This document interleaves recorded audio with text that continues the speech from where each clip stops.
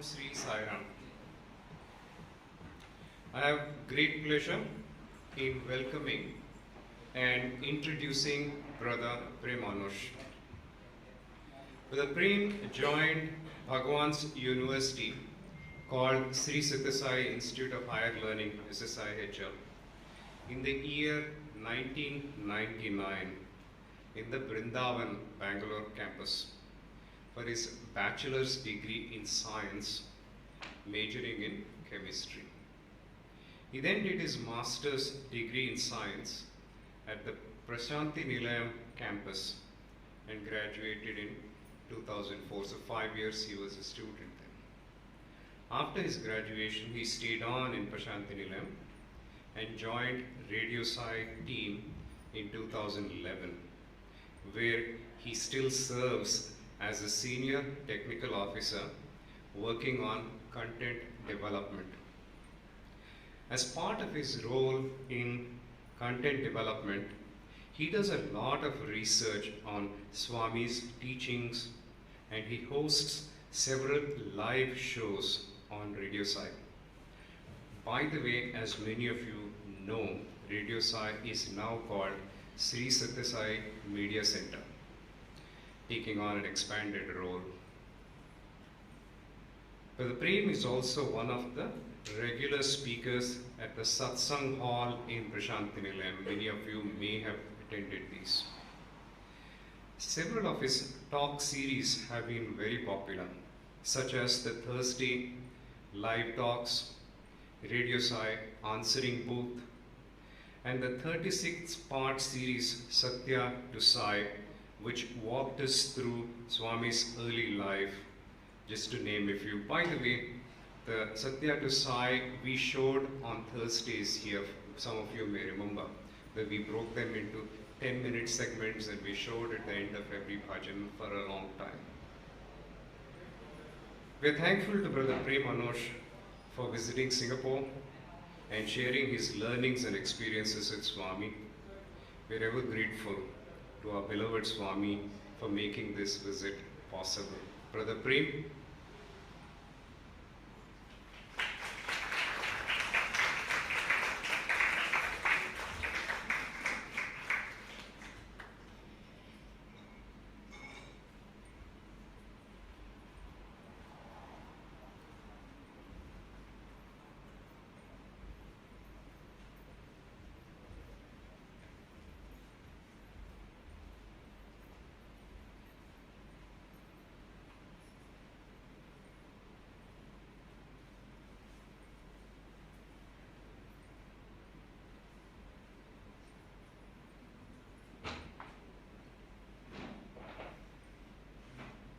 I offer my most loving pranams at the lotus feet of our most beloved Swami.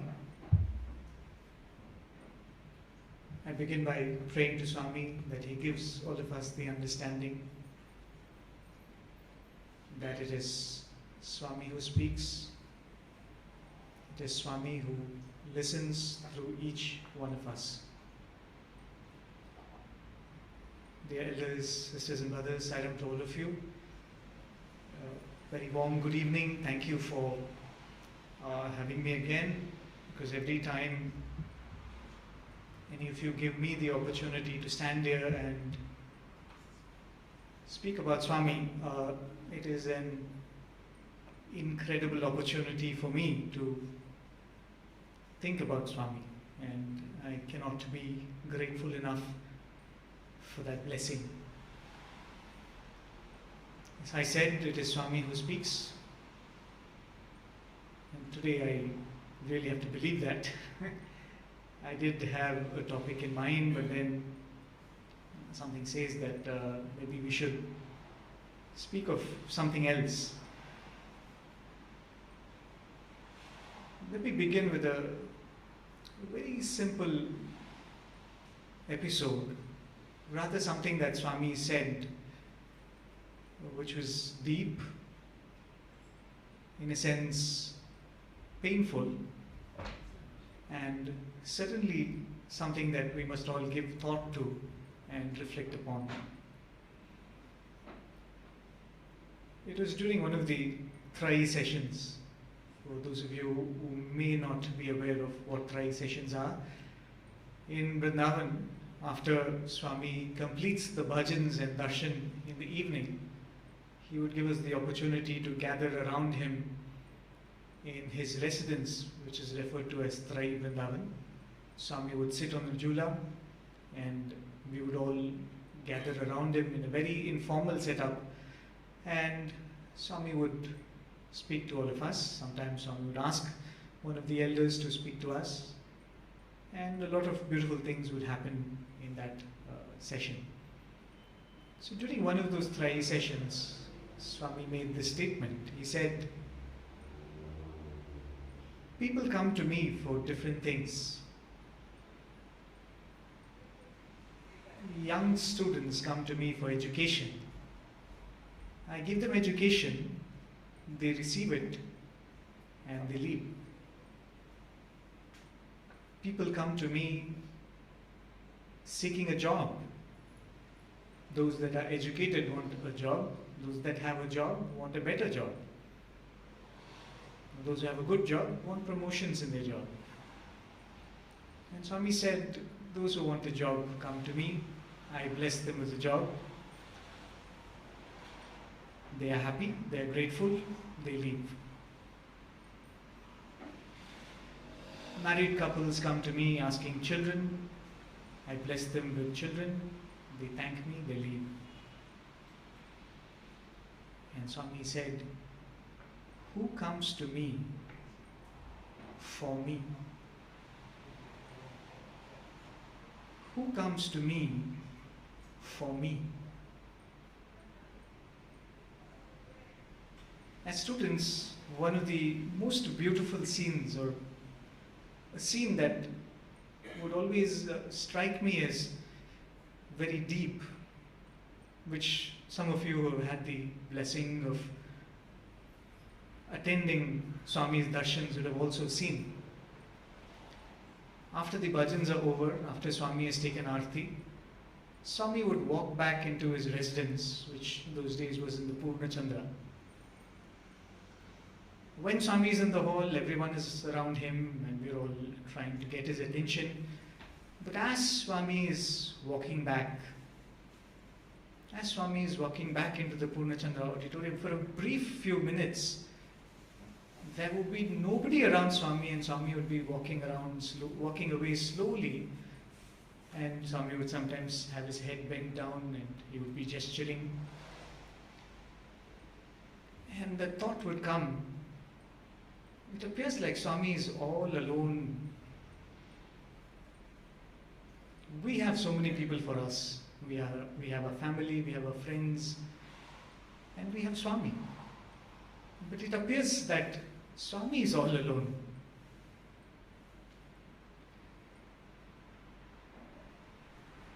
If we start by reflecting, each one of us, why did we turn to Swami?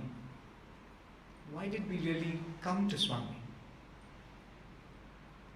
Yes, when Swami was around and Swami would give darshan, I'm sure many of us would have run for darshan, right? It's not that every time we sat in front of Swami we had a problem. It's not that every time we sat before him we had a desire. Sometimes we just wanted to enjoy a darshan. So was I not sitting there for Swami? Swami would say, "I'm going to give darshan," right? Or "I will give darshan and come back." Did you get darshan, we say. So if darshan is also something that Swami gives, then that cannot be Swami. So when Swami says, "Who comes to me for me," what is it to want Swami? And why is it important to want Swami? So when we come to him, we all have a lot of things that we need to get sorted in our life.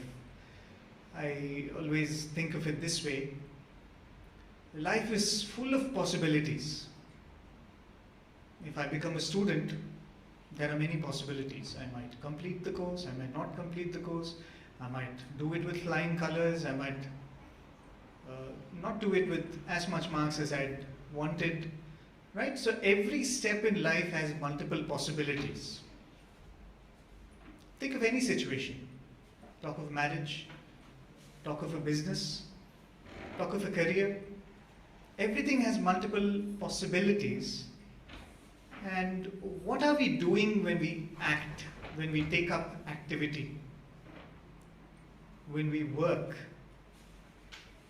If I were to define it, there are multiple possibilities, but there is probably one or two possibilities that I want.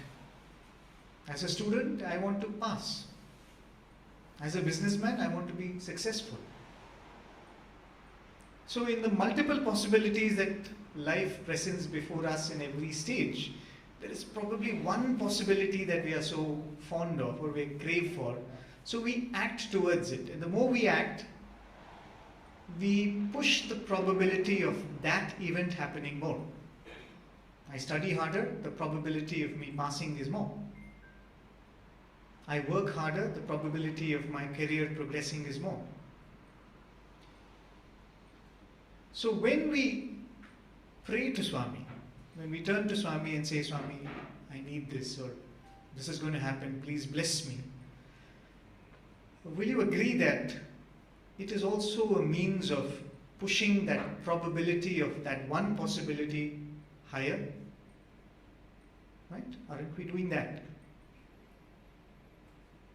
So which means we have a desire, we want something to be achieved, and we turn to Swami as a means to achieve that. Is it wrong? I'm not somebody to stand here and say that. I don't have that authority. But that is what all of us do. And at the risk of making it sound really bad and really wrong, here we are trying to treat ourselves with the presence of Swami in our lives. I often say, being a student of Swami, being someone who's working in the ashram, or for that matter, any of you who's involved in Swami's activity, we all look at each other and we kind of appreciate what each one has done in this quest of this journey with Swami. Oh, you've been in Swami's service for so many years. Oh, you do a lot of seva. Oh, you've been attending bhajans for so long. Again, the question, are we doing that for Swami or doing it for ourselves? I feel when I came to Swami, I felt this is the best thing I can do to my own life, to stay back with Swami, to hold on to Swami. Swami didn't need, Swami does not need, Swami will never need a speaker to come here and speak of him. I needed this opportunity. I continue to require this blessing of being able to stand and take his name and think of him. He doesn't need it. So somewhere in this process, if we acknowledge that it is not Swami we have wanted, it is Swami we have wanted because we wanted something more. And as long as this is our approach to Swami, there is a chance that we may let go of Swami when what we want doesn't come to us. Isn't it? When you have a prayer, you've seen this with many devotees. A lot of devotees I've met, it's a very surprising journey. They would tell me that 20 years ago I didn't have a child, I came to Swami in random places. It's not like in Prasanthi Nilayam. I would just happen to meet someone in a different city and the name of Swami would come up and they would say, oh, Sathya Sai Baba, a long time ago I had this problem, I went to Swami and he called us for an interview and then the problem was solved. Then I would ask them, then what did you do after that? Yeah, we went back and continued with our life. So You had a desire, you came to Swami, he fulfilled it, you left. So let us say that Swami didn't fulfill that desire. So what would you do? If you go into a shop and you don't find what you want, what would you do? You'll go to another shop. If you come to Swami and what you think you need is not given to you, you will go to another shop. So as long as what we want is something else, we always risk this mistake of turning away from Swami. The more and more our focus turns on Swami, when Swami becomes the goal, then we will be ready to let go of anything and everything else to hold on to Him, isn't it? It's very simple to speak about, isn't it? But there is a very simple process to it, and I think Swami is putting all of us through it. If we have, as Shirdi Baba would say, just the 2 coins of Shraddha and Saburi. The faith and a little bit of patience. A lot of devotees in the early years would come to Swami, make a prayer to Swami, say that I want this. Swami, will you do this for me? And Swami will say yes, but then it wouldn't happen. But just that patience would make them just wait, right? Just wait for that opportunity, wait for the blessing to come. And then they would slowly, either the desire for what they'd asked for itself withers away, or Swami would bless them and they would know that eventually Swami will bless me. But slowly, probably we have to come to a state where we make a prayer. It's not like we're going to be desireless if we choose to today, right? Suppose I tell all of you, we all should be desireless. We cannot wake up tomorrow being desireless.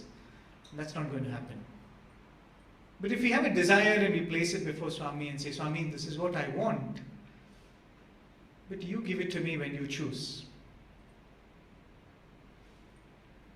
There is this beautiful story that I've heard many times, I've related many times, a story that's very dear to me. It's not an experience of a devotee or anything like that, it's just a story.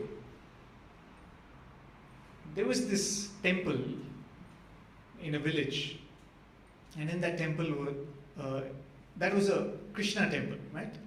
It was a Krishna temple, and in that temple was this pujari, a priest who was very pious, very devoted, and it was his love and devotion to the Lord which made him so dear to the Lord that whatever prayer he would make would be answered. And all the villagers in that particular vicinity knew about this. So whenever they would have a problem, they would go and tell the pujari, say, we have this problem, can you sort this out for us? And the pujari will say, all right, he'll go and pray to Krishna, and the next few days the problem will be solved. So this was going on well for the villagers. The priests noticed that every day there would be one young boy who would come and sit in the temple, and he would sit in a corner and he would just cry as the puja is going on, as the worship is being offered. And this pujari will look at him and he'll wonder, why is this boy crying? What is bothering this young boy? What is bothering him? And he would think that maybe one of these days this boy is going to come up to me and say what his problem is, and I'll then pray to Krishna and it will be solved. But this boy never came up to the priest. He would continue to come every day, sit in a corner and cry. Then it came to a point where this pujari could not take it any longer. So one day, after all the devotees leave, he goes up to this boy and he says, boy, is there any problem? Do you want to share it with me? And the boy says, no, nothing. I don't have anything to ask you. And he goes away. So what this pujari does, he goes into the sanctum, he closes the door, and he looks at Krishna and says, Krishna, this is not right. That poor boy is crying for the past so many days, and are you heartless? Why don't you solve the problem that boy is having? And the story goes that he is so angry with Krishna that he takes a stick and beats the idol. And that very moment, Lord Krishna manifests in front of him. And he looks at this pujari and says, at last, you believed that I'm not a mere statue. You thought hitting me with a stick might hurt me. So the priest is very repentant. I'm really sorry, Krishna, please forgive me. But I was so moved by the pain I was seeing in this little boy, so I was just hoping that you would come and solve the pain or the problem that boy was in. So Krishna says, I most certainly want to solve his problem. But can you do one favor for me? You go to the boy when he comes here tomorrow and ask him, does he want his prayer to be answered? He says, go and ask him, does he want his prayer to be answered? So the priest says, what a weird question to ask him. He's crying like so bitterly, and why will you go and ask him, do you really want your problem to be solved? Of course he wants his problem to be solved. Krishna says, no, you find out and you come back to me and let me know. So it's a very weird question. So he waits the next day for the boy to come. The boy comes, sits in a corner, cries. After everybody leaves, the priest approaches the boy and takes him aside and he says, you know what, I had a beautiful experience. And he says, what happened? So do you know, Krishna manifested in front of me. And the boy says, oh, you're so lucky, you're so fortunate. He says, no, just listen me out. This Lord Krishna manifested in front of me and he said to go to you and ask that you seem to be in some pain, you seem to be worried about something. But he gave a very weird request. He said, go and find out if that boy wants his problem to be solved. Does he want his pain to be removed? So I just came to ask you that question. So the boy looks at the priest and he says, please tell Krishna that if he wants to remove my pain, if he wants to answer my prayer, let him answer it. So this priest is even more flabbergasted.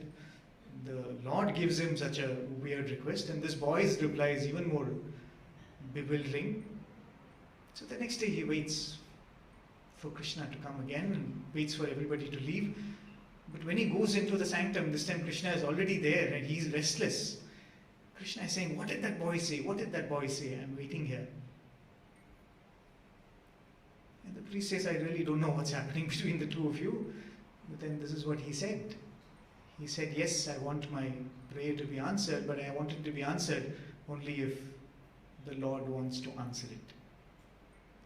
The moment this was conveyed to Lord Krishna, Krishna starts dancing in joy.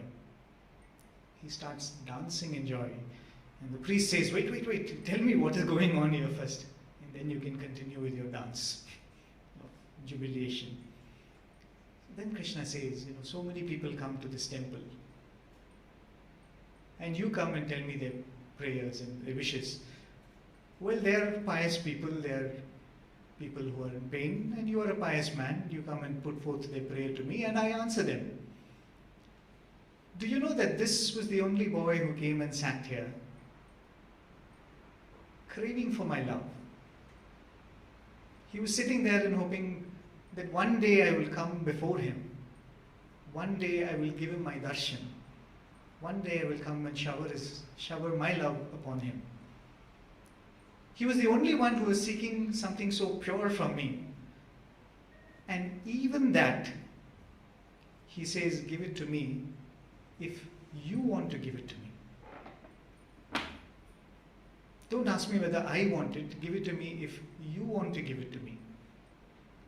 And Krishna says, this is the love that sustains me. And then Swami asked, who comes to me for me? When we say Swami loves us or Swami loves me, what would you mean by that? Swami gives us gifts. Swami gives us whatever we pray for. Swami blesses us with so many things. So when we say Swami loves me or Swami loves us, it means Swami is the giver.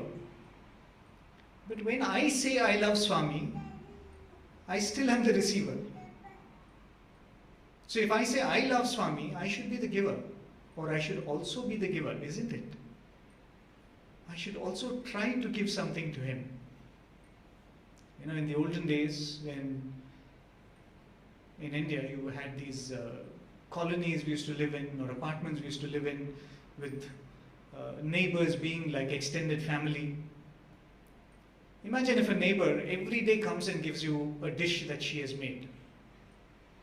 Oh, today I made dosa, please take. Today I made vada, please take. Oh, today I made some sambar, please take. At some point you will feel, oh my God, I'm receiving so much. Maybe I should also give back something. Right? After all, a neighbor will inspire that thought in us. I'm receiving so much, shouldn't I also give back? But when we are here receiving and receiving and receiving and receiving from Swami, should we at least not stop and think, okay Swami, what do you want from me? What can I give you? Can we give anything to Swami? Comes the next question, right? Is there anything that we can actually give Swami? It was during the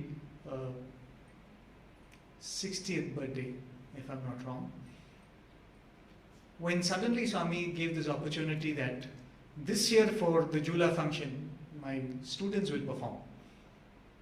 We'll have a music program by the students, and the boys were of course delighted, because always Jula function meant in those years, P. Sushila and her accompanying artists would come and perform. So for the first time, Swami was saying that the students are going to perform. So they were very happy to get this opportunity. But when Swami gives you any task like that, he will want incremental improvement. You should show something that you've done every day.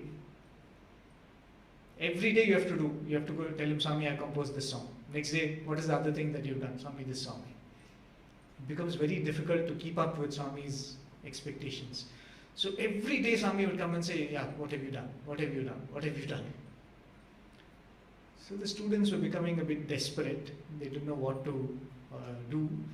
And they were scratching their heads and each one was trying to write a song and making it into composing it into music and presenting it before Swami.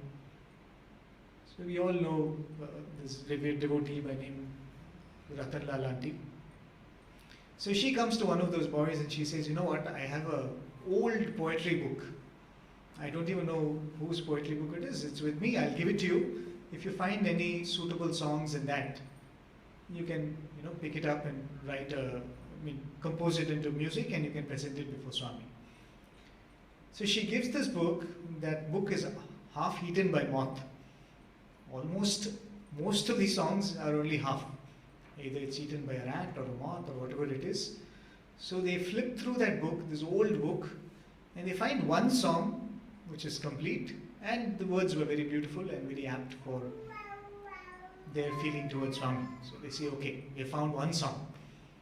So the next day Swami comes and asks, what else? Swami, we have found one song, just give us one more day. We will compose music and we'll get back. So the next day, they put this into a tune, and Swami calls them inside the interview room, and Swami says, okay, sing, let us listen to you. And they sing this song. The entire song is sung before Swami. Swami listens to it, and Swami says, take somebody else's song, put one sai there, one sai here, write one line in between, and come and tell me it's my song. Swami, we have made one song. That's not the most interesting part. The most interesting part is Swami said, what are you giving this to me? In 1950, I gave the song to Om Sharan. In 1950, I gave the song to Om Sharan, Swami said. So this boy said, okay, you cannot challenge Swami when he says something. But the truth was they had taken it from some book which they didn't know the source of. So they went back and they opened this book, and somewhere in one corner it is written, songs composed by Brahmachari Om Sharan, publishing year 1950. Who later, of course, we all famously known as Hari Om Sharan. So here we are thinking, we are making an offering to Swami, but then the offering was blessed by him, came from him. During the same program, the birthday program, again, the hurry to come up with songs and make blessings, make offerings to Swami. So they said, let's write a Jula song for Swami. So one of the boys who knew Telugu wrote a nice song in Telugu. So two of the music boys sat down and they said, okay, let's compose music for this. So first thing they did was, they said, let's just recite it as a poetry and we'll see what is the natural beat of the song. So that's what they did. And one of the boys was playing the tabla to find out what is the natural beat. And then when the boy who was about to compose, he said, oh my God, did you realize this is in this particular talam? I think it was on Japatalam or something. Did you know, hey, this is Japatalam, man, this is Japatalam. Everybody said, so what? Yeah, it's got to be in some talam, it is in Japatalam. He said, no, you know what happened? The last year when B. Sushila and her group came and performed, this boy had played harmonium for them, right? So he was having a lot of conversations with Mr. Adinarayan Rao, who was, I think, Anjali Devi's husband, who used to be the one who composed many of these songs. So when this boy had a conversation with Mr. Adinarayan Rao, he asked, sir, how do you write these Jula songs? They are so beautiful. They're so lovely. How do you write these songs? He asked. So Mr. Adinarayan Rao said, we've written Jula songs in many forms and many ragas and all that. What we have found is that if you compose a Jula song in Japatalam, it is most suitable for Swami's Jula. The pace at which Swami's Jula is swung, it is most suitable. So he said, hey, we didn't plan to make it in Japatalam, but it's naturally come in this. It's a Swami's blessing. So they were very happy. So then they said, okay, let's compose a tune. So they started composing a tune. And then again this boy who was playing the harmonium, he said, hey, did you realize it has come in Bhagyashri Ragam? In Rag Bhagyashri. So the other boy said, okay, now what is that? What is that? So he said, because Adinarayan Rao Garu told me that the best raga for Jula song is Bhagyashri. Because it's most suitable for that evening time, right? That time when the Jula Mahotsav usually happens. So they were very happy with the way that the song was literally flowing and how the tunes were coming up. And they kind of skipped lunch and they sat through the whole process and composed the whole song. And they were waiting to go to Mandir and tell Swami that, Swami, we have another song. We've got another song ready. So they go up to Swami and Swami also comes and says, okay, what's new? What's new today? So one of the boys got up and pointed to the harmonium player. He said, Swami, he has composed a song. Nu composed Chisava? Swami asked. You've composed? And the boy, we all have learnt the art of faking humility. Swami is done, right? We all pretend to be humble so that we tend towards humility and one day we really are humble, hopefully. So we know how to be humble. That's part of our training. So he said, no, Swami, everything Swami's grace. So we said, okay, come.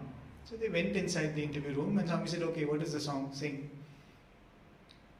So they sang the first line. And what did they see? Swami was humming the tune along. They sang the second line. Swami was singing the third line. They were playing the interlude music and Swami was already singing the next paragraph. And the boys were saying as they were playing harmonium, their eyes teared up because they realized that it was not something they were presenting to Swami, it was something that Swami had gifted to them.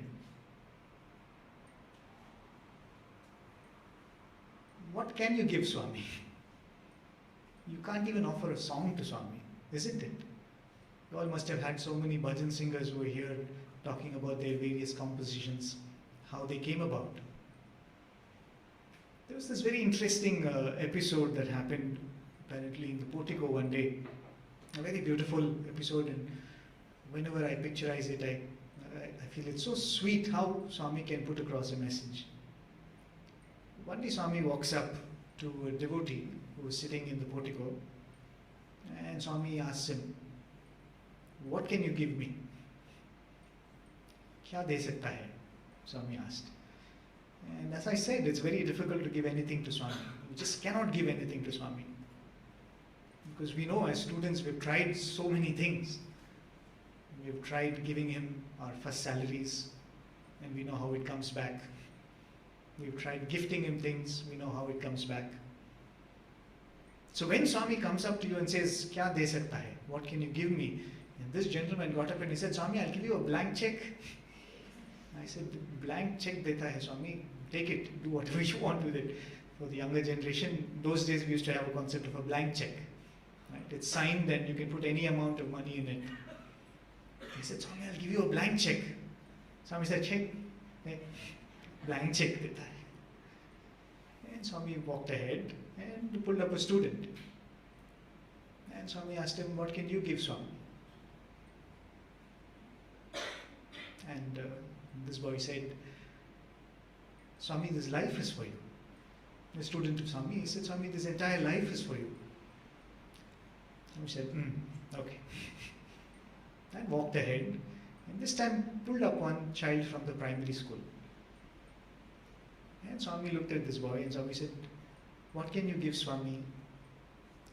And this child looked at Swami with a very perplexed expression and kept staring at Swami. And Swami said, "Bolo, bolo kya deta hai? Tell me, what will you give, Swami? Tell me." This boy is not opening his mouth. He's just going on staring at Swami.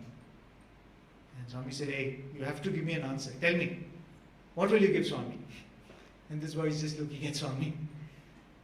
And Swami says, "If you don't tell, I'm going to give you a tight slap now." Again, this boy is looking at Swami. And Swami said, "This is not done. You have to give me an answer now. What will you give, Swami? If you don't give me an answer, I'm sending you out." So very hesitantly, this boy looks at Swami and says, "Swami, my class teacher tells me that everything is Swami. Everything belongs to Swami. And what can I give you?" He said, "Swami, you look around. If you like anything, take it." He said.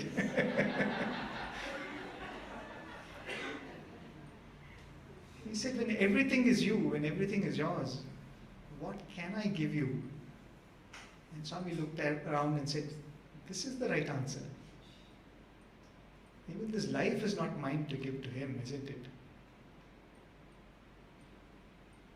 So what can you give, Swami?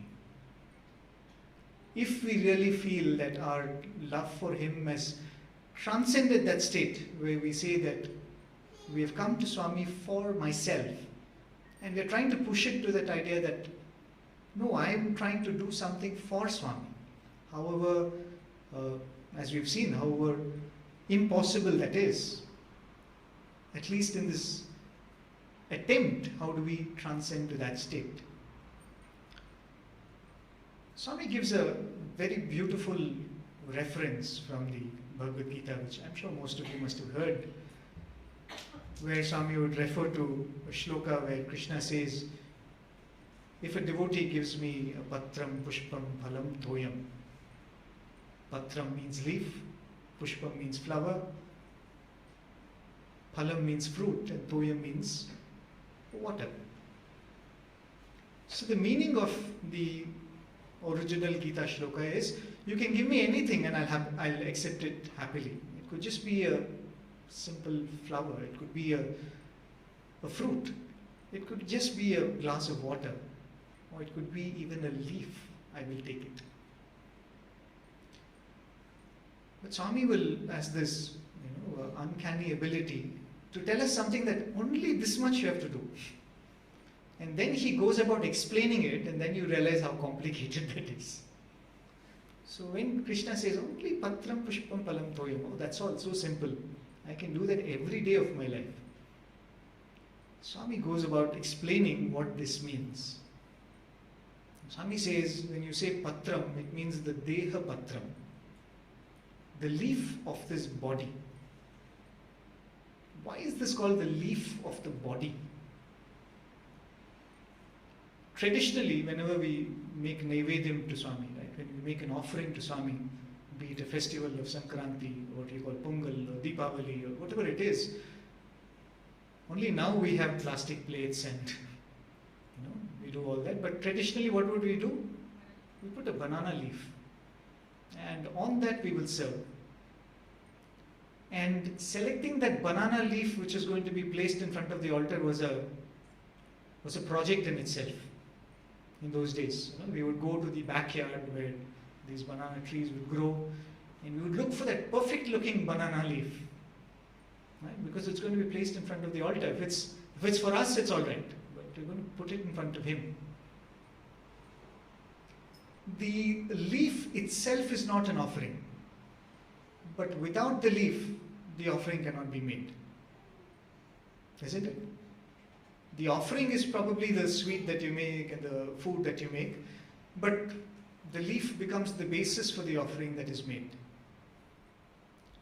What we offer to Swami is maybe something else, but without this body, that offering cannot be made. Be it seva, be it bhajans, be it being a SSC teacher, be it being a father, being a mother, none of these roles can be dispensed without this body.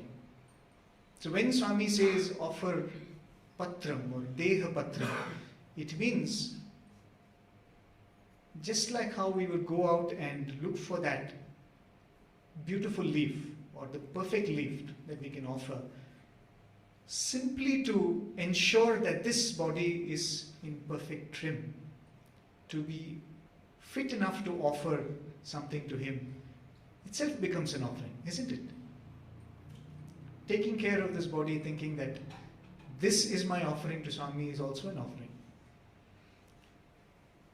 Again, going back to Thrai Vrindavan, again something which Swami said, which is very deep, painful, and something that we must contemplate on. Swami was once telling the students that you have a leaf, and on that you serve food. What do? You take that food, and first you give the guests who come home, right? Some dignitaries come home, some important people come home, they feed on that leaf. Then you take that leaf and then you offer it to all your family members. Then you take the same leaf and you offer it to the others who come into your life, who are not so important, but they're also there. After all that, the dogs and cats and birds around you, you offer them on the same leaf. And finally, the leaf that is left, you come and bring it in front of me and you say, Swami, my offering to you. And Swami said, even that I accept. I don't turn you away saying that how dare you disrespect me like this. The question that we have to ask is that what we want to do to Swami?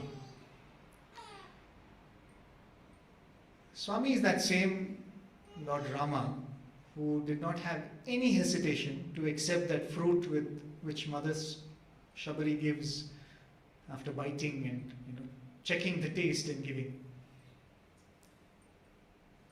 Maybe because we've heard the story so much, this sort of a thing got ingrained in our mind so much that before giving to Swami you should taste and give. I recall one of the Ganesh Chaturthis, a few of us boys got together, we said we're going to do Ganesh Puja. So how can we do puja without prasadam? That's not possible. So we said we'll make prasadam. So we made prasadam, we made that, whatever you call that, panchamritam sort of thing. And it was a disaster, to say the least. So what we had done is we had put too much camphor, right? So how did we put so much camphor? We put some camphor, we smelled, no smell was coming, put more camphor, smell, still we are not getting the smell. And we put so much camphor, then we tasted it, it had become so bitter. Right? So we went back to one of the boys' mothers and we said, how do we fix a prasadam which has got spoiled like this? Which is, so she asked, what's wrong with the prasadam? She said, we put too much camphor. She said, how do you know it's too much? Or how did you end up putting too much? He said, we smelt like this and you put. She said, you smelt prasadam? First violation. Okay, we did that and then we tasted and it was bitter. You tasted prasadam before offering it. Right? So somehow the generation, since we've all grown up listening to all of these stories, one of the students was actually saying that, when he read Ramkatha Rasvayani, when they read that portion of how Mother Shabari ate and gave, and Swami writes it so beautifully, that episode, that Rama eats with such relish that Lakshmana is surprised, because it had been weeks together when Rama did not eat or drink anything.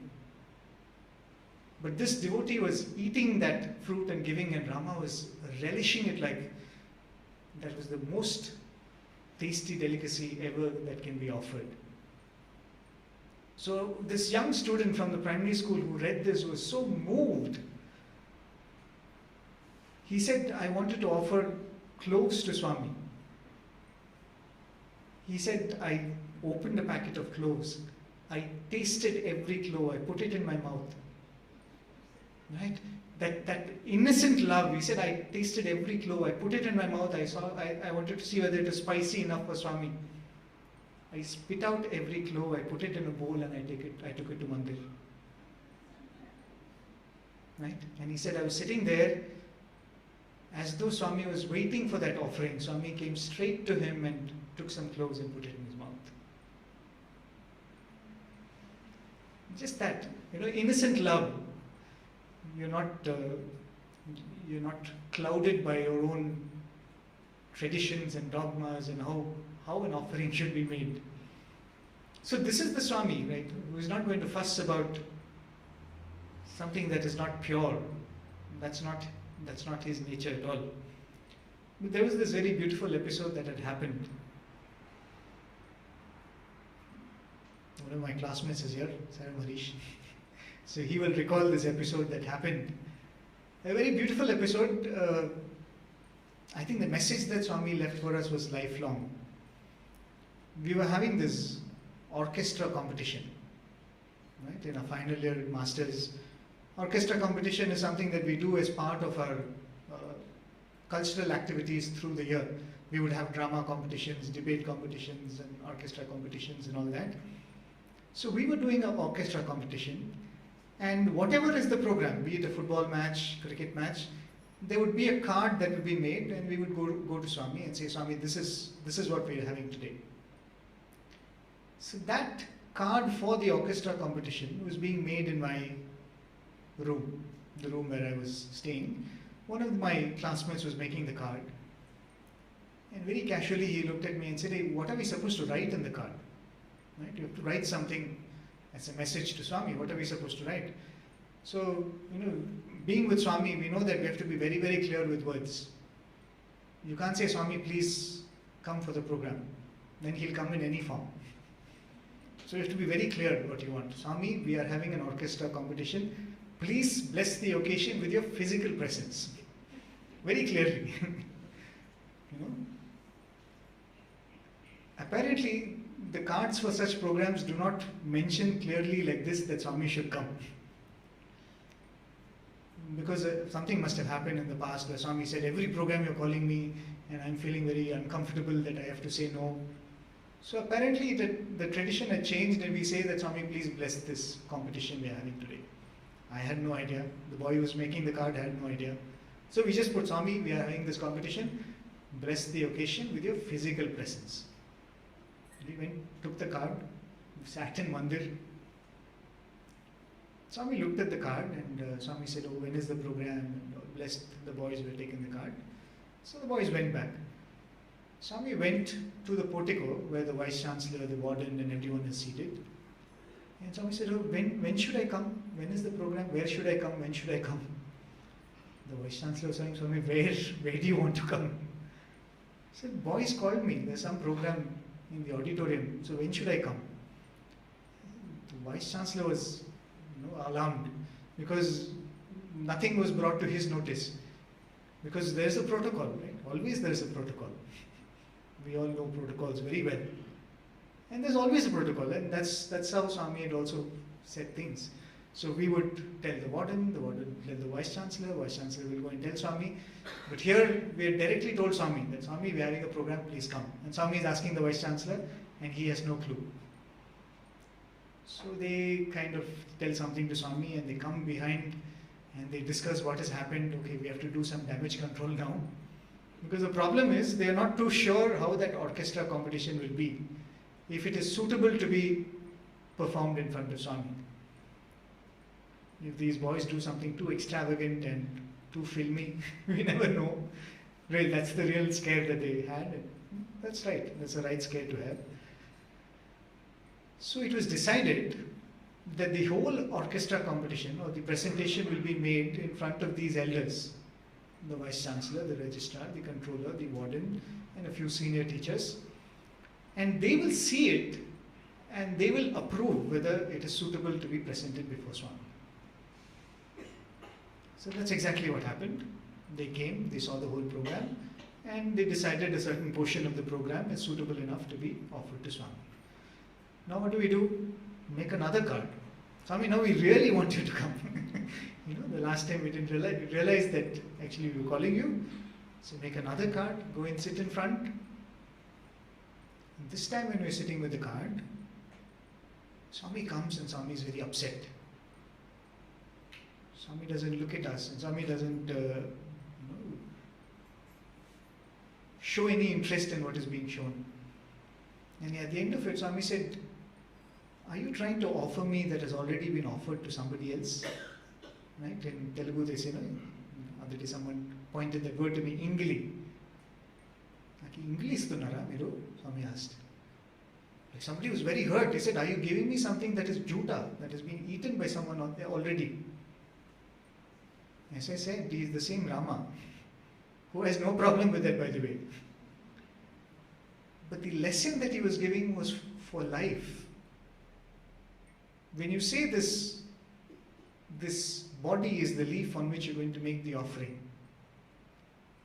it is not that this body should not be used for your family, for the people around you, for your friends, but always, the first offering is to Him. And what is shared with everybody else is prasadam. But if what this body is used is for others, and at the end of it we turn to Swami and say, Swami, I offer it to you. That is what it is, isn't it? Will we ever do that? A plate or a leaf from which someone else has eaten, will we turn it to Swami? Will we make offerings to Swami on that? So when Swami says Deha Patram, that is what it means. Then comes Patram, Pushpam, flower. Swami says the flower that has to be offered is the Hridaya Pushpam, the flower of the heart. Now what is this flower of the heart? Sounds very poetic, but we better know what it is, right? Generally when you do any archana or ashtotram or something, what do? For every name, we take a flower, we hold it and we place it. I typically used to think, in a hostel, we used to have one cupboard per student. There used to be one cupboard which would have 3 shelves. Everything that belongs to us will go into it. Socks, clothes, books, pencils, pens. And somewhere in a corner there will also be an altar. A small photo of Swami, something, a flower. Now imagine the same space, which is maybe 3 or 4 feet by 2 feet, that cupboard. What I put in front of that picture is an offering. Anything else I throw into it is the mess I'm creating in the cupboard. The act may be the same thing, just. But what makes one an offering and the other is a mess? Isn't it just the feeling? Just the feeling I'm saying, Swami, I'm offering to you. So what makes anything an offering and not just a giving or just a placing is just the feeling, Swami, this is an offering. Just that bhavam, that Swami, this I offer to you. Many years ago, I think when Swami was traveling extensively around the state of Andhra Pradesh, I don't know exactly where it happened, but this is a conversation which we had done with one of the devotees in the Telugu channel. So it must be somewhere, if at all you could discover it. So when Swami was staying at this particular place, the routine that was followed was, there was this family, a couple, very devout and loving. They would make a garland, a beautiful garland for Swami. And as soon as Swami comes out in the morning, this couple would come forward, garland Swami, take Pad Namaskar, and Swami would go out for darshan with the garland, right? A beautiful garland. You would have seen pictures of Swami going around for darshan with a garland. Those were the days when Swami would accept garlands in that manner. So this couple was doing this for a couple of days, and then what happens? Others would come and say, why only you? Why can't we offer? We also want the chance to offer to Swami. So the couple said, why not? Our Swami belongs to everyone. You want to make a garland for Swami? Come and make. So it was decided that the next day, another family would come and make the garland. But then they were ready to make the garland, but they were scared to go and do the garlanding. They said, we'll make the garland, we'll give it to you, you only garland Swami, it's okay. But at least the feeling that we've made the garland, we are happy with that. So this couple made the garland the next day. A beautiful garland, no doubt about that, very pretty. And it was given to this couple. So when Swami comes out, they garland Swami and they take Pad Namaskar. And Swami has a very unpleasant expression on his face. When something that you don't like is given to you, like that, something. So they're wondering what happened. And very casually Swami says, Chamata kampostundi. Right? In Telugu, he said, Chamata kampostundi. Chamata kampu means the smell of sweat. So Chamata kampu is something you associate with laborers and workers like that, It's not a very pleasant smell, not a very pleasant thing to say also. So it's not something that you hear from Swami often. So Swami made that expression and he said, I'm getting this smell of sweat. And this lady knew something was wrong. So they went to this person who made the garland and he said, tell me what happened. This is what Swami said. And then she put her head down and she said, I'm really sorry, I'm very, very sorry. I wanted to make the garland, but I didn't have the time, so we went to the market and we bought a garland. It was a beautiful garland. It was made of fresh flowers. Probably the garland was made better than the previous days, because it's being made by a professional, isn't it? But Swami was saying this garland was not done out of love, it was done for money. Yes, you might have got it out of love, but it was not made with love. Right? It was not made with the feeling that this is being offered to Swami. It was made by someone who said, I will get this much money if I do this. And Swami was saying, I'm getting the smell of a laborer from this, not the smell of a devotee. So what you offer to Swami, does it matter? Yes, it does. But the more and more what you offer is devotional, what matters is not the material, but the feeling with which it is done, isn't it? Professor Nanjundaya would often narrate this beautiful story. Professor Nanjundaya is a very senior professor from a university who used to translate Swami's discourses. Once during one of Swami's birthdays, in those years, Swami's birthday used to be celebrated for a second time in Vrindavan. Swami would have the birthday celebrations in Parthi and then again another round of celebrations in Vrindavan. So I think one of those such celebrations, they had a Kavi Sammelan, a poets conclave, if you could translate that. And they invited some of the best poets from Andhra Pradesh, some really big scholars and great people that come down to make this offering of poetry in front of Swami. And each one was outdoing the other in their rendition of poetry in glorifying Swami. Phenomenal poetry, right? And as a devotee, who wouldn't like Swami to be praised in such chaste language? So lovely poetry and extremely scholarly, and all this was happening. But Swami was sitting there almost untouched by any of this that was happening around him. If anything, there was every now and then a smile of amusement on his face. So Professor Nanjundeya, who had the opportunity to go to Swami's room after any such event, so he went to Swami's presence one day, and he said, that evening after this whole program, and he said, Swami, just Brahmanandam, the whole Kavi Sammelan, such beautiful poetry, they were praising Swami. And Swami said, okay, fine. And then he made bold, he said, Swami, can I ask you something? Swami said, yes, ask me. Swami, the poetry was so good, the way they were praising Swami was so fantastic, but it looked like Swami was not interested in it.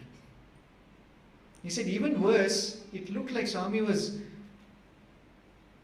every now and then laughing in a manner of, I don't know how do you say that, like making fun of what was being done and laughing. Then Swami said, Nanjundeya, all these people, they're all scholars. They're very good with language, they're men of language. If you tell them to praise you also, they will write poetry like this. They're phenomenal, they're very good. Even if they have to praise you, they can write poetry like this. Swami said, I am not touched by such things. And then Swami gave the contrast, right? That's the beauty. Swami said, my boys, in the name of poetry, they write something and give me. No rhyme, no rhythm, no meter, no grammar. In the name of poetry, they'll write some 4 lines and give me. Swami said, that touches my heart. Because that is written with genuine feeling and experience, right? Of course, no credit to the students, all the credit goes to him. Because he is capable of inspiring such love in such hard-hearted teenagers that we were. All credit to Swami that he could capture our minds, which were so impure, which were so distracted, which were so lost in the ways of the world, and inspire such love in that.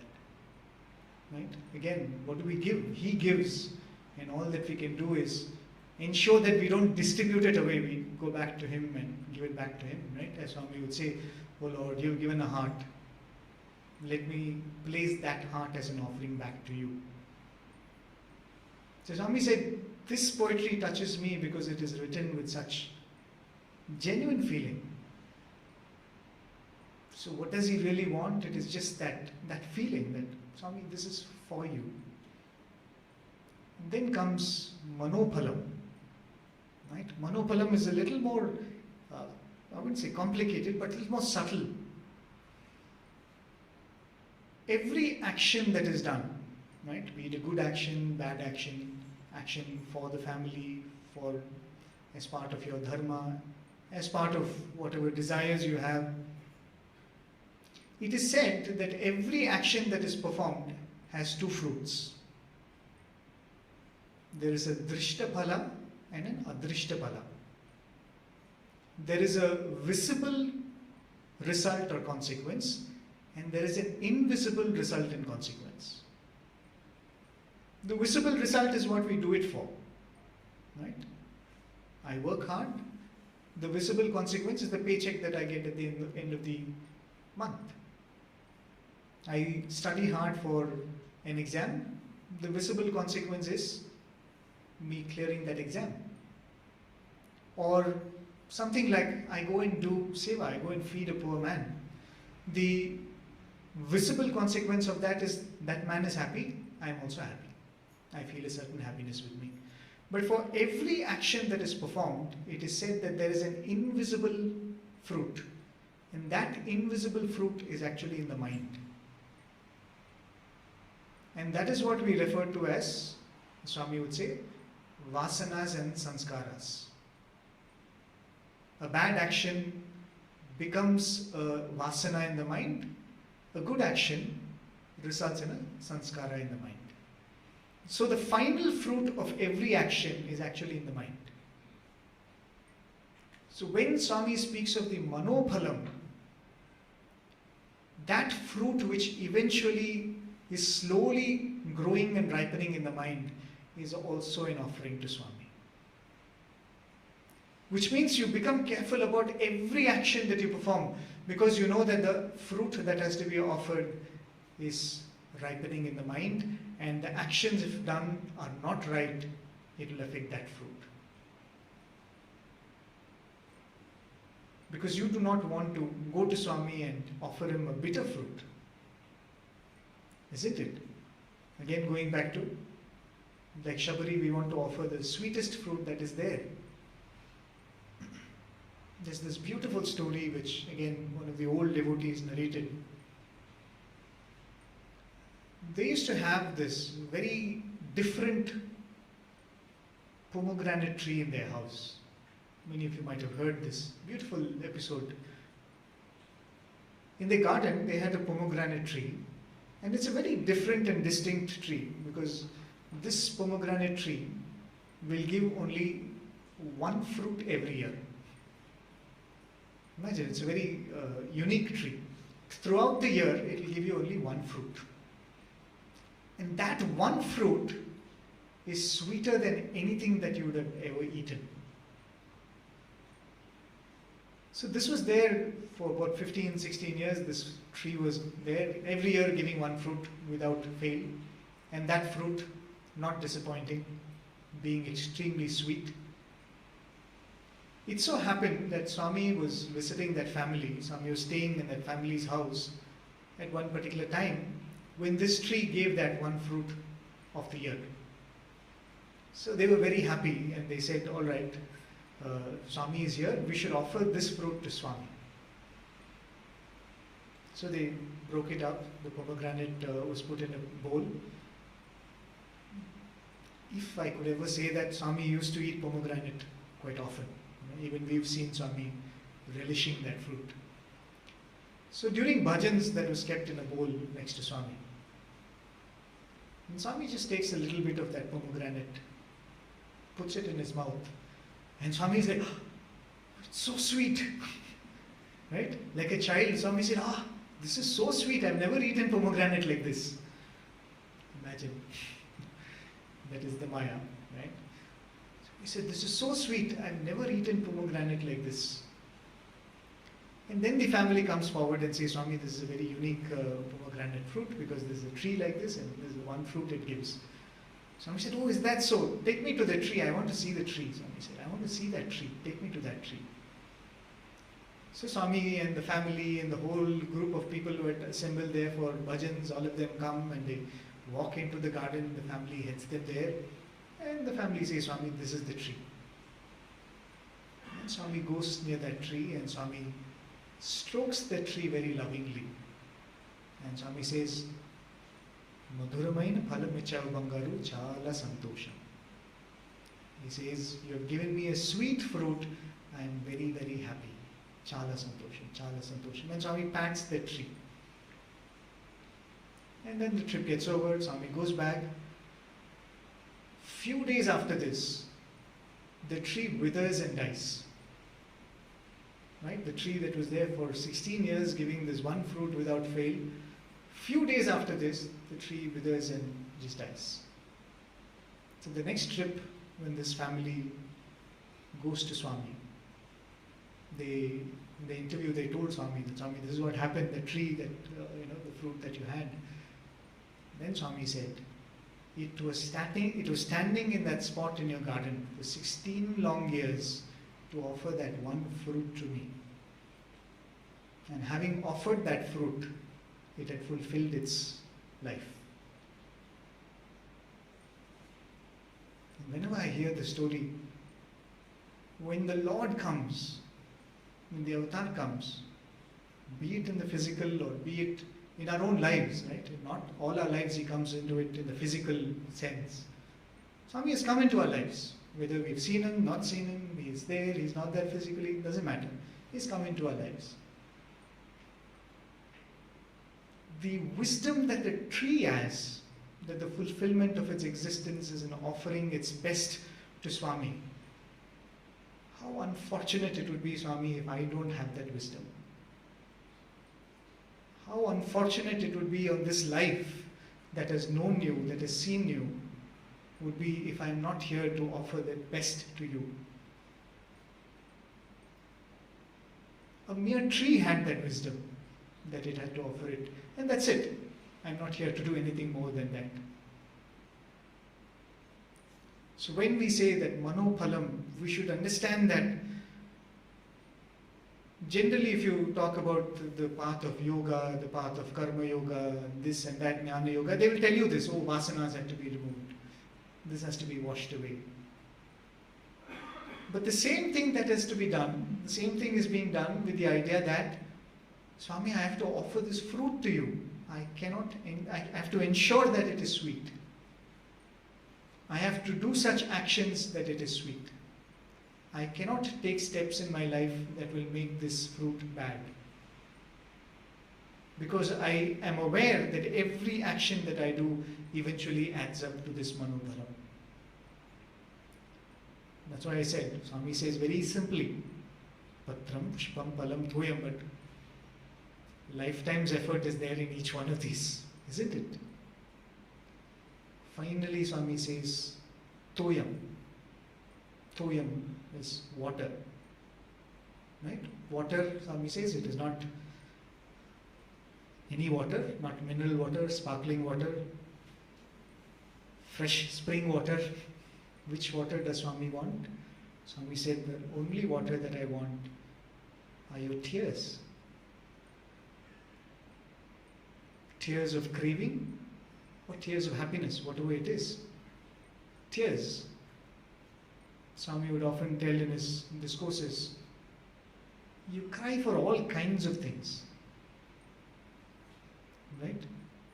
You cry for your money, you cry for your health, you cry for your family. You constantly keep crying and crying and crying and hoping, and we finally all the tears make their way towards Swami only. But Swami says, at least once, cry for me. Many times when we have the opportunity to speak to some of the students, they would come and say, brother, we feel very bad, we can't see Swami, we've come so late. What should we do? I sometimes tell them, feel bad. Nothing wrong in that, feel bad. You're going to cry for any number of things in your life. Cry for this. If you feel that Swami has left early and you feel bitter about it, you feel disappointed about it, cry. Why not? Crave for Swami. There was this beautiful episode that happened again, Trai Vrindavan. There was this student who was always wanting to, we also have these chit systems, and one row goes first, the row that goes first sits in front, and all of that. We have it not in the scale that the devotees have it, but we also have a certain system with ourselves like that. So this student wanted to sit close to Swami. So every day he would do something or the other and break the lines and go off in front. Somehow he would ensure that he would hide behind the staircase or hide behind the building, and when the lines come, he will join the lines and he'll be in front of Swami. So one of the teachers noticed this. There's something wrong here. How is this fellow here? The law of probability doesn't allow this. So he said, how is this fellow every day in front? So I should keep an eye on him.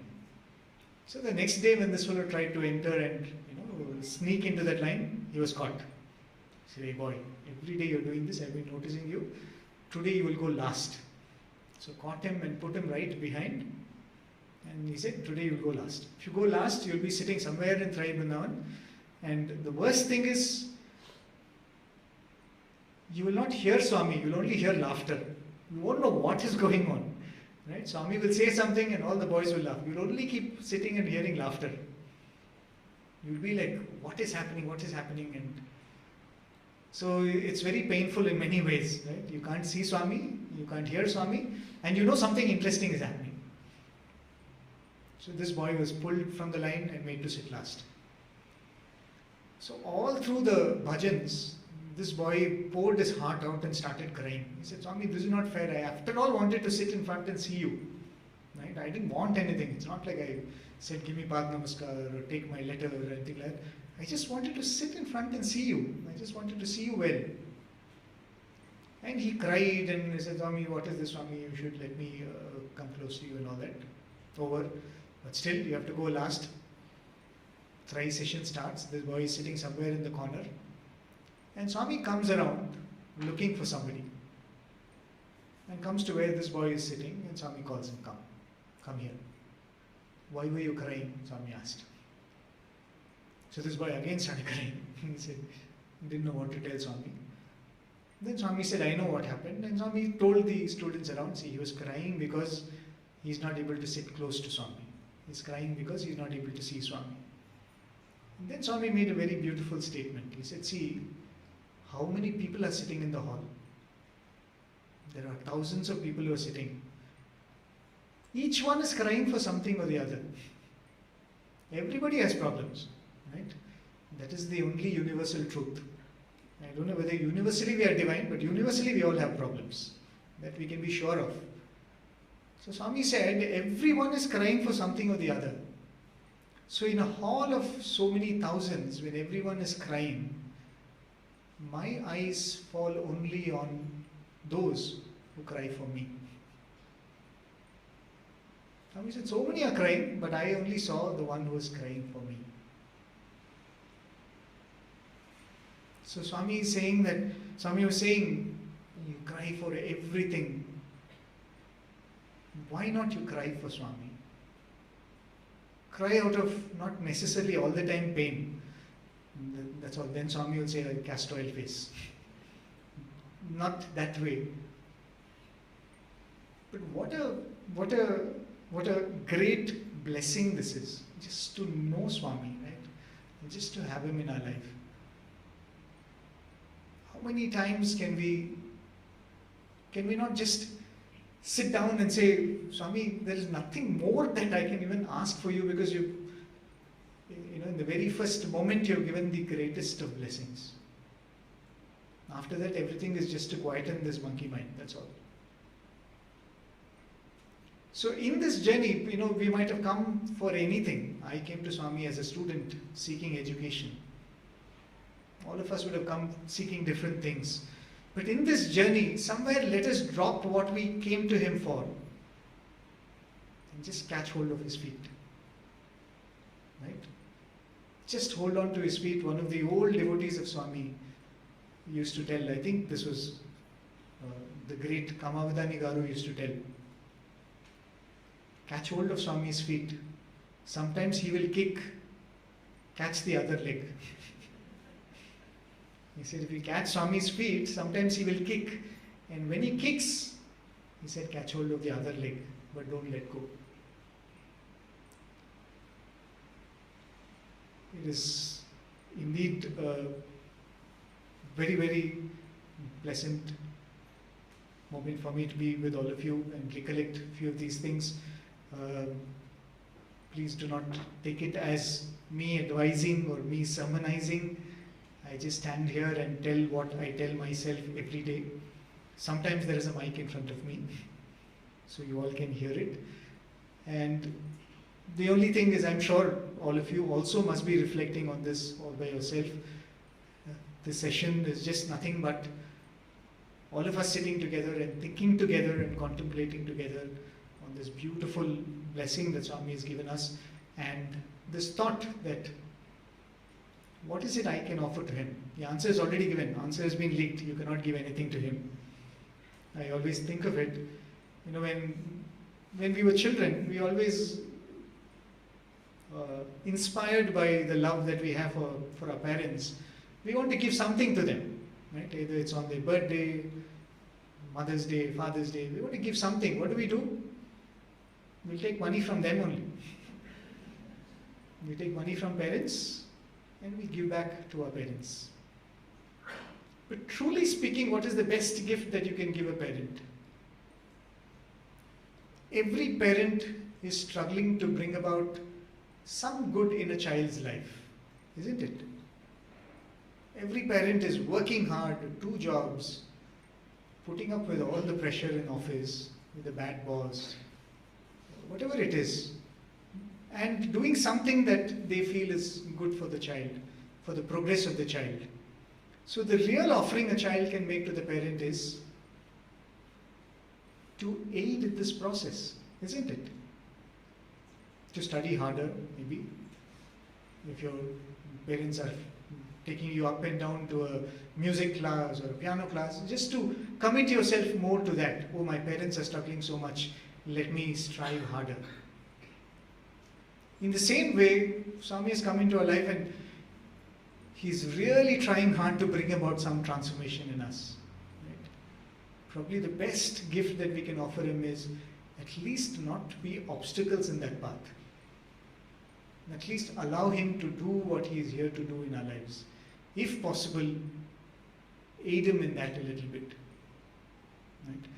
So with those few thoughts, I most humbly offer this at Bhagwan's lotus feet. If any of you want to ask something, and if there is time, I'm happy to share my thoughts on that.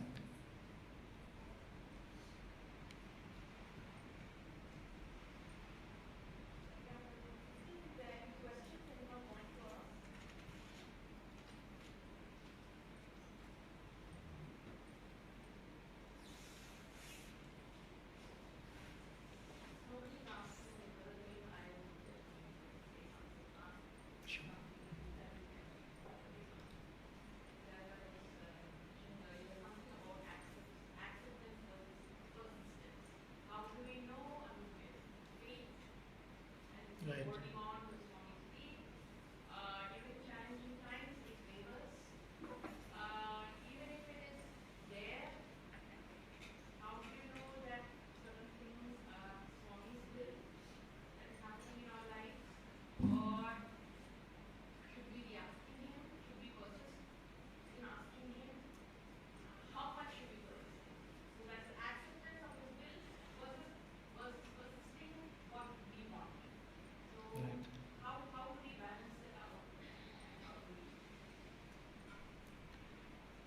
There was one devotee who narrated the story once. This was told by Swami to him in the 60s. Swami said the parents of Adi Shankaracharya were not destined to have a child. Right? They were not destined to have a child, but they were so desperate to have a child that they kept on doing pujas and yajnas and wanting to have that blessing. So Swami said, finally they get a child. A few years into the child's life, the father passes away. 8 years into the child's life, he leaves and goes, the mother is left alone. So Swami told that, see, this was not their destiny. They pushed so hard, but because of their piousness and because of their nobility, the blessing manifested, but what they aspired for never happened. So in every prayer to Swami, this is something that has to be kept in mind. Swami, I am making this prayer, but I am absolutely sure that you know better than me. So when is the point you have to let go? Probably it's very, very subjective, right? I was thinking, see, if there is a deadline, it's easy to offer to Swami. I write an exam, after that it's easy to say, Swami, now it is your headache. But if it is a research, how much to do research, how long to do, I'm not getting results. When should I accept this as, okay, I should stop this and move away? You never know. So in that case, what happens is, whatever you do becomes an offering. Right? You don't wait for it to, okay, now I've done my best, now I'll leave it to Swami. So I really don't know. It's an attitude which has to eventually come, where along with the prayer that you make the submission that Swami, I am a fool, I don't know. If you want me to have it, let me have it. It again comes back to that same point I was saying, right? As Swami would very often say this, if you want something and you come to me, how can you be my devotee? You are devoted to that thing. Right? You are a devotee of that object. You are a Vishaya Bhakta, Swami would say. You are not my Bhakta. But when you say that, Swami, I want this, but I completely leave it to you, as like that Krishna story I said, I want it, I know I am very desperate for it, but only if you choose.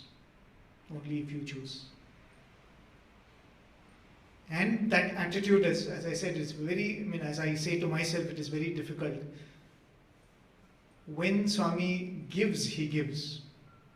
When he does not give, he still gives. That attitude, if it comes, I think even that period of waiting for him to give becomes a blessing. Because he's already blessing. We have fixed in our mind that the day Swami gives it, I am blessed. The day when all the days in between when he has not given also, he is blessing. So I don't know, it is probably an attitude change that has to come, which has to mature in this mind, where what you draw happiness from is not in the world. What you draw happiness from is only Swami. And every devotee has that opportunity to shift to that side. That's what I feel. I don't know if it completely answers and makes sense, but I feel that's what I feel.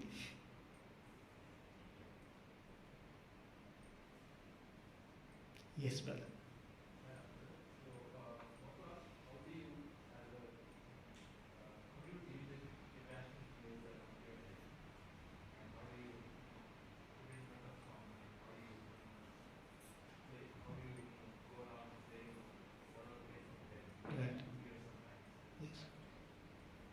What do you do with irrational fears? I think when you come to Swami, every fear becomes irrational. Right. And it is true, it is a very real problem that each one of us face. One thing that I've noticed is, once you have an experience of Swami standing by you, the confidence that comes from it is enormous. Right? But as long as we are really under fear, it's a very tricky thing. It's like, what do we do every sadhana for? It is for peace of mind. But the Upanishads say, to do sadhana you need peace of mind. Right? What do we do every sadhana for? It is for happiness. But they say to do sadhana, you should be cheerful. So though the ultimate goal is fearlessness, even to go there, you need a little bit of fearlessness. And that highest level of fearlessness will come when you finally realize you're not the body. Right? There is this beautiful statement that comes in the Brihadaranyaka Upanishad. It says, all fear comes from duality. Right? Dvitiyat bhayam bhavati. It says, all fear comes from the idea of duality. Only when there is another that can affect me. So the ultimate fearlessness, as I said, will come when Advaita comes.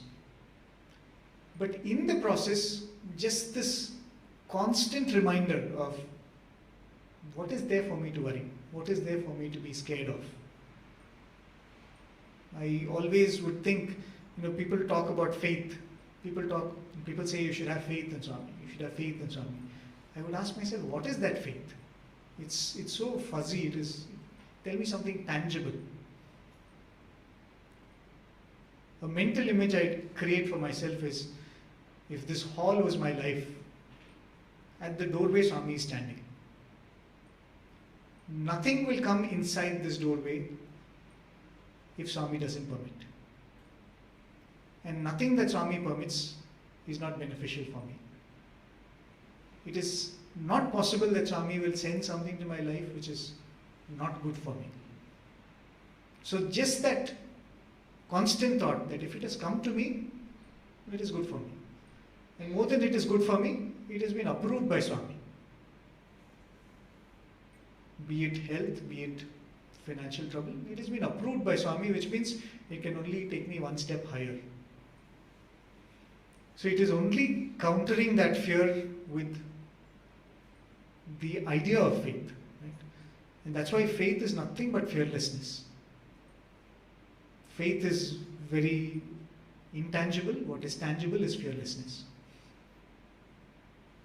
I don't know. Did that make sense? Thanks.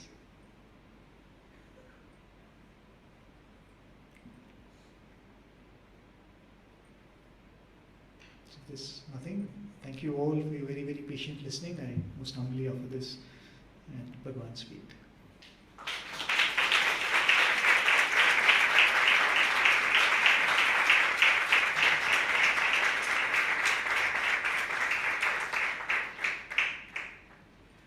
What a wonderful talk. We will end with Aarti.